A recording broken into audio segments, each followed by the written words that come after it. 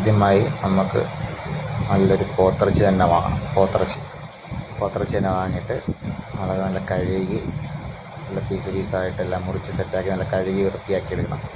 1 kilo എടുത്തിട്ടുണ്ട് കേട്ടോ. പിന്നെ നമുക്ക് വേണ്ടത് സബോളയാണ് വേണ്ടത്. സബോള അറിഞ്ചം മുറിച്ചങ്ങോട്ട് ഇടുക. ഏതായാലും വെന്ത് പോലാണ്. പിന്നെ നമുക്ക് വേണ്ടത് ഇച്ചിരി തേങ്ങാക്കൊത്ത് വേണം. തേങ്ങ എടുത്തിട്ട് ചുമ്മാ അങ്ങോട്ട് കൊത്തിയിട്ടാൽ മതി. ഒരേ അളവും വലുപ്പം വേണമെന്നൊന്നുമില്ല കേട്ടോ, നമ്മുടെ വീട്ടിലേക്ക് കഴിക്കാൻ വേണ്ടിയാണ്. പിന്നെ വേണ്ടത് നമുക്ക് ഇഞ്ചിയാണ്. ഇഞ്ചി ചെറുതായിട്ട് അരിഞ്ഞത്. പിന്നെ നമുക്ക് വെളുത്തുള്ളിയാണ് വേണ്ടത്, അതും ചെറുതായിട്ട് അരിഞ്ഞിട്ടാൽ മതി. പിന്നെ വേണ്ടത് 5-6 പച്ചമുളക്, അത് നെടുവേ പൊളന്നാൽ മാത്രം മതി. അപ്പം നമുക്ക് തുടങ്ങിയാലോ. ഇനി മസാലക്കൂട്ടുകളൊക്കെ ഞാൻ ചെയ്യുന്ന കൂട്ടത്തിൽ കാണിക്കാം. എല്ലായിടത്തും ഞാൻ വെച്ചിട്ടില്ല. അപ്പം നമുക്ക് അരിഞ്ഞു വെക്കേണ്ടതായിട്ടുള്ള സാധനങ്ങളും എല്ലാം റെഡിയാക്കി വെച്ചിട്ടേ ഉള്ളൂ. പൊടിയൊക്കെ ഞാൻ ചെയ്യുന്ന കൂട്ടത്തിൽ കാണിക്കാം. ആദ്യമായിട്ടാണ് നിങ്ങളുടെ ഈ ചാനൽ കാണുന്നതെങ്കിൽ എല്ലാവരും സബ്സ്ക്രൈബ് ചെയ്യണം, ലൈക്ക് ചെയ്യണം, ഷെയർ ചെയ്യണം, കമൻറ്റ് ചെയ്യണം. എല്ലാവരും ഇതൊന്ന് ട്രൈ ചെയ്ത് നോക്കുകയും വേണം. സിമ്പിളായിട്ട് ചെയ്യുന്ന കാര്യമുള്ളൂ കേട്ടോ.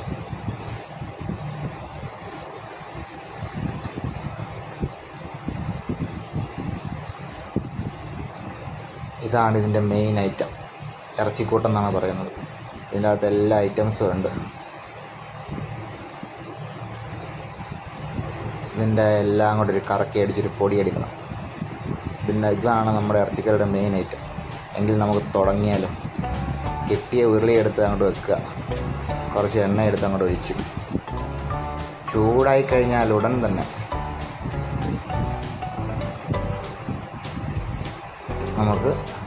നമുക്ക് വെളുത്തുള്ളി,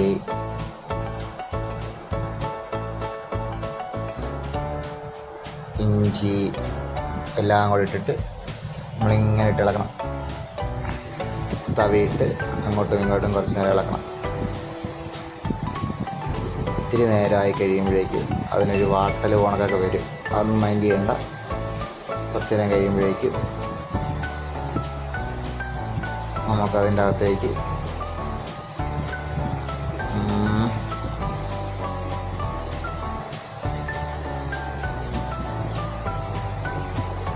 വാടിയിട്ടില്ല കേട്ടോ. കുറച്ച് നേരം വാടി കഴിഞ്ഞിട്ട് വേണം ചെയ്യാൻ വേണ്ടി. ശകലം നേരം വാടി ഒരു അത്യാവശ്യം വാടലൊക്കെ ആകുമ്പോഴേക്കും നമുക്കറിയാമല്ലോ, കാണുമ്പോഴല്ലോ വെളുത്തുള്ളിയുടെ കളറൊക്കെ ഒരു ബ്രൗൺ കളറായിട്ട് വരും. എന്നിട്ട് നമുക്ക് ആ പച്ചമുളക് പിളർന്ന് വെച്ച് പച്ചമുളക് എടുത്തിടണം. പച്ചമുളക് ഇട്ട് കഴിഞ്ഞിട്ട് നമ്മളിതും കുറച്ച് നേരം ഇളക്കണം. അതൊരു ശകലം നേരം ഇളക്കിയാണ് കേട്ടോ. പച്ചമുളക് ഇട്ട് കരിഞ്ഞു പോകാതെ എല്ലാവരും ശ്രദ്ധിക്കണം കേട്ടോ. ഇങ്ങനെ ഇളക്കിക്കൊണ്ടിരിക്കണം. നമ്മൾ ഇളക്കി അത് കഴിഞ്ഞിട്ട് നമ്മുടെ തേങ്ങാക്കുട്ടന്മാരെല്ലാം എടുത്തിട്ടാണ് തേങ്ങയൊക്കെ എടുത്തിട്ട് ഇങ്ങനെ ഇളക്കണം. കുറച്ച് സമയം കഴിയുമ്പം തേങ്ങയുടെ കളറൊക്കെ മാറി ഒരു ബ്രൗൺ കളറാകും. ഏകദേശം ഒരു ബ്രൗൺ കളറൊക്കെ ആകും. അതുവരെ ഇങ്ങനെ നമ്മൾ ഇളക്കണം. ഇളക്കിക്കൊണ്ടൊക്കെ ഇരിക്കണം. അതിങ്ങനെ ആയി വരുന്നതേ ഉള്ളൂ. നമ്മൾ കരിയാതെ മാത്രം നോക്കിയാൽ മതി. ഒരു ബ്രൗൺ കളർ വരെ നമ്മളിങ്ങനെ ഇളക്കിക്കൊണ്ടിരിക്കണം. അത് കഴിഞ്ഞിട്ട് സബോള ഇടുക. അരിഞ്ഞ് വെച്ചിരിക്കുന്ന സബോള എടുത്തിടുക. നമ്മൾ 1 കിലോ ബീഫിനുള്ള ഇതാണ് ചെയ്യുന്നത് കേട്ടോ. അപ്പോൾ ഒരു 4-5 വലിയ സബോള നോക്കി എടുത്ത് അങ്ങോട്ട് ഇടുക. അത് നല്ലതായിട്ടിട്ട് വരട്ടണം.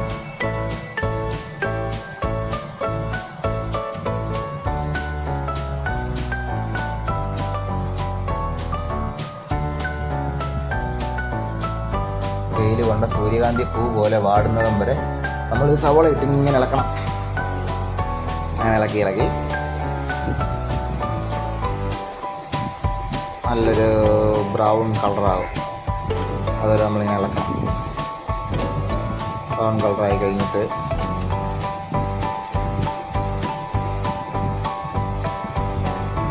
കുറച്ച് ഉപ്പിടണം കേട്ടോ. ഉപ്പിടുന്ന എന്തിനാണെന്ന് വെച്ചാൽ പെട്ടെന്ന് നമുക്ക് സവോള വാടി കിട്ടും. അതിനുവേണ്ടിയാണ് നമ്മൾ ഈ ഉപ്പിടാൻ പറയുന്നത് കേട്ടോ. ഉപ്പിടുകയാണെങ്കിൽ നമുക്ക് എളുപ്പം വാടുകയും പിന്നെ ഉപ്പ് ഓൾറെഡി ഇടണമല്ലോ. അത് നമ്മൾ ആവശ്യത്തിനടുത്തൊരു ആവശ്യം പോലെ എന്ന് മാത്രം ഉപ്പ് വേണം അതിനുള്ള ഇടുക. അപ്പം ആവശ്യത്തിനുള്ള ഉപ്പ് എടുത്തിട്ടുണ്ട്. ഒരു സവോളയായിട്ട് കുറച്ച് നേരമായിട്ട് ഇളക്കണം. ഇളകി അപ്പോൾ അത്യാവശ്യം നല്ലതായിട്ട് അത് വാടി ഒരു ബ്രൗൺ കളറാകും. സവോളയൊക്കെ നല്ല രീതിയിൽ വാടണം, നല്ല നമുക്ക് അതിൻ്റെ ടേസ്റ്റ് കിട്ടത്തുള്ളൂ. സാധാരണ ഇറച്ചിക്കറി വെക്കുന്ന പോലെ തന്നെ, പക്ഷേ അതിൽ നിന്നൊരു വ്യത്യസ്തമായിട്ട് ഏറ്റവും എളുപ്പത്തിൽ ആർക്കും ചെയ്യാൻ കേട്ടോ. എനിക്ക് ചെയ്യാൻ പറ്റുമെങ്കിൽ നിങ്ങൾക്ക് എല്ലാവർക്കും ചെയ്യാം. നല്ല ടേസ്റ്റാണ് കേട്ടോ. ഞാൻ മിക്കവാറും ഉണ്ടാക്കുന്നതാണ് ഈ വിഭവം. എന്നെ സഹായിക്കാൻ അമ്മയുണ്ട് കൂടെ.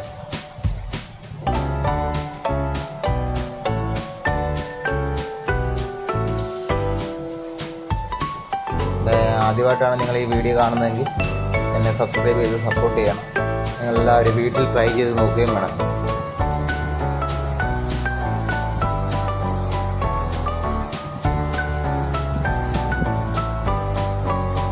ഇടയ്ക്കിടയ്ക്ക് ക്യാമറ പിടിക്കാൻ പോകുന്നുണ്ടോ കേട്ടോ, ഇളക്കാത്ത കേട്ടോ. നിങ്ങളങ്ങനെ ഇളക്കിക്കൊണ്ടിരിക്കണം കേട്ടോ. നല്ല രീതിയിൽ ഇളക്കണം. നല്ല രീതിയിൽ ഇളക്കി നല്ല മിക്സാക്കി ഇളക്കി എല്ലാം വാടണം. ഇളക്കാതിരുന്നാൽ ചിലപ്പോൾ അടി കിടക്കുന്നതെല്ലാം കരിഞ്ഞു പോകും. അതുകൊണ്ട് നമ്മൾ ഇളക്കിക്കൊണ്ടിരിക്കണം. സവോളയൊക്കെ നല്ലതായിട്ട് ഇളക്കണം. വാടുന്നിടം വരെ ഇളക്കണം.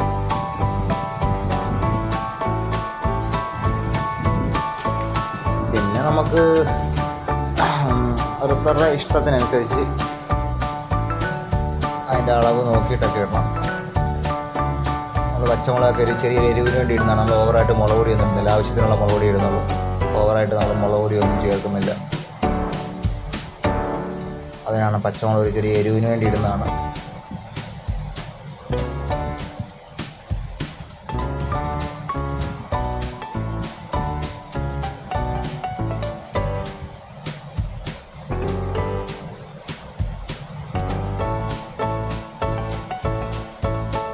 സബോളയൊക്കെ നല്ല രീതിയിൽ വാടിയിട്ടുണ്ട്.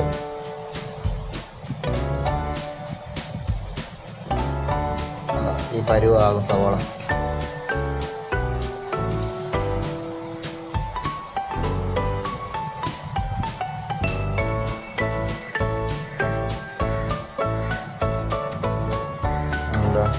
പച്ചമുളകെല്ലാം നല്ല രീതിയിൽ വാടി മിക്സ് മസാലയായിട്ട് നല്ലതായിട്ട് പിടിച്ചിട്ടുണ്ട്.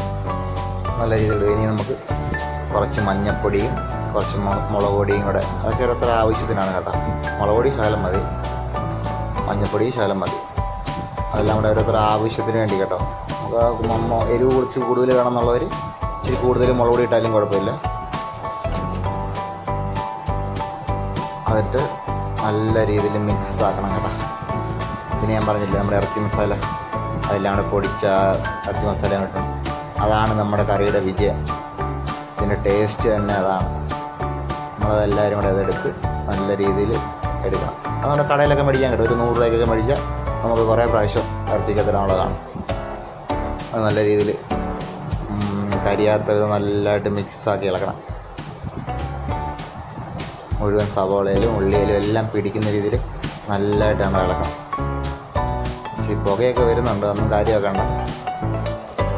എന്നിട്ട് നമ്മൾ അരിഞ്ഞ് കഴുകി വെച്ചിരിക്കുന്ന ബീഫ് നമ്മൾ എടുത്തിടണം. നമ്മൾ പോത്തിറച്ചി തന്നെ മേടിക്കണം കേട്ടോ. നമ്മൾ അല്ലാത്ത ഇറച്ചി മേടിച്ചാൽ ഇത്ര ടേസ്റ്റ് കിട്ടുമെന്ന് അറിയത്തില്ല. പോത്തിറച്ചി തന്നെ വാങ്ങാൻ ശ്രദ്ധിക്കണം. കുറച്ച് നെയ്യൊക്കെ കിട്ടുന്ന പോത്തിറച്ചി നല്ല രീതിയിൽ മിക്സ് ആക്കണം. ഇതെല്ലാം കൂടെ ഇട്ടിട്ട് നല്ല രീതിയിൽ മിക്സ് ആക്കണം. മിക്സാക്കി കഴിഞ്ഞിട്ട് പിന്നെ കുറച്ച് നേരം മൂടി വെച്ചാൽ മതി. അപ്പോൾ നല്ല രീതിയിലൊന്ന് നല്ലതായിട്ട് പെരളണം. ആ മിക്സ് ഇറച്ചിക്കകത്തോട്ട് നല്ലതായിട്ട് ഇറച്ചിയെ മുഴുവൻ പിടിക്കണം. ഇറച്ചിയെ പിടിച്ചാലേ ഉള്ളൂ അതിന് ടേസ്റ്റ് കിട്ടത്തുള്ളൂ. അപ്പോൾ നിങ്ങൾ നല്ലതായിട്ട് ഇളക്കണം. മൊത്തം ആകണം. ഇറച്ചി മുഴുവൻ ആ മസാലയ്ക്കകത്ത് പൊതിയണം. അതുപോലെ ചെയ്യണം. ഇറച്ചി നല്ലതായിട്ട് മിക്സായി കഴിഞ്ഞാൽ വെള്ളം ഒന്നും ഒഴിക്കേണ്ട ആരും. ഓൾറെഡി ഇറച്ചിക്കകത്ത് വെള്ളമുണ്ട്, അത് ഓൾറെഡി ആയിക്കോളും. നമ്മളതിങ്ങനെ നല്ലതായിട്ട് മിക്സാക്കിയിട്ട് ഒരു 20 മിനിറ്റ് എങ്കിലും ഒന്ന് നല്ലതായിട്ടൊന്ന് മൂടി വെക്കണം. ഓക്കെ, മൂടി വെച്ച് നല്ലതായിട്ട് ചൂടാക്കണം. അപ്പോൾ ഓൾറെഡി അതിനകത്ത് വെള്ളം വന്നോളൂ, ഇറച്ചിയുടെ വെള്ളം ഇറങ്ങി വന്നോളൂ. നല്ലതായിട്ട് മൂടിയൊക്കെ വെച്ച് സെറ്റാക്കാം. ഒരു 20 മിനിറ്റ് എടുത്തപ്പോൾ ഇങ്ങനെയായി. ഒരു ബീഫ് റോസ്റ്റിൻ്റെ പരുവായിട്ടുണ്ട്. ഇങ്ങനെ വേണമെങ്കിൽ നമുക്ക് രാവിലെയൊക്കെ വല്ല അപ്പം ഉണ്ടാക്കുമ്പോൾ ഇങ്ങനെ വേണമെങ്കിലും കഴിക്കാം, കുഴപ്പമൊന്നുമില്ല. നമ്മളിന്ന് ബീഫ് ഫ്രൈ ആണ് ഉണ്ടാക്കുന്നത്.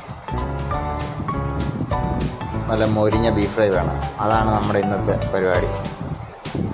നമ്മളിങ്ങനെ കുറേ നേരം ഇങ്ങനെ ചൂടായിക്കൊണ്ടിരിക്കണം. അപ്പോൾ അതിനകത്ത് നെയ്യെല്ലാം ഉരുകി എല്ലാ ഇറച്ചിയൊക്കെ നല്ലതായിട്ട് സെറ്റാകും. ഇതിൻ്റെ ഇപ്പോഴത്തെ കളർ കണ്ടോ, ആ കളർ ഇങ്ങനെ മാറും, മാറി മാറി മാറി മാറി ഇങ്ങനെ കറുപ്പ് കൂടിക്കൊണ്ടിരിക്കും. പിന്നെ നമുക്ക് ഒരു ശകലം പച്ചമുളക് എടുത്തിട്ടുണ്ട്, ഇച്ചിരി കുരുമുളക് പൊടിയായിട്ട് അങ്ങോട്ട് ഇടണം. അത് നല്ലതായിട്ട് ഇളക്കണം, അടിക്ക് പിടിക്കാതെ നോക്കിയാൽ മാത്രം മതി, വേറൊന്നും ഓർക്കണ്ട. കുറച്ച് നേരം ഇളക്കണം, ഇങ്ങനെ അടിക്ക് പിടിക്കാതെ ഇങ്ങനെ അടുക്കി പിടിക്കുന്നുണ്ടോ അതുപോലെ അടുക്കി പിടിക്കില്ല, അതിങ്ങനെ നമ്മൾ സ്പൂണിട്ട് നല്ലതായിട്ട് ഇളക്കണം. അപ്പം നമ്മൾ എല്ലാം സെറ്റായിട്ടുണ്ട്, നമുക്ക് സെർവ് ചെയ്താൽ മാത്രം മതി. ഇതാണ് നാടൻ പോത്തും. അപ്പം താങ്ക്സ് ഫോർ വാച്ചിങ്. പ്ലീസ്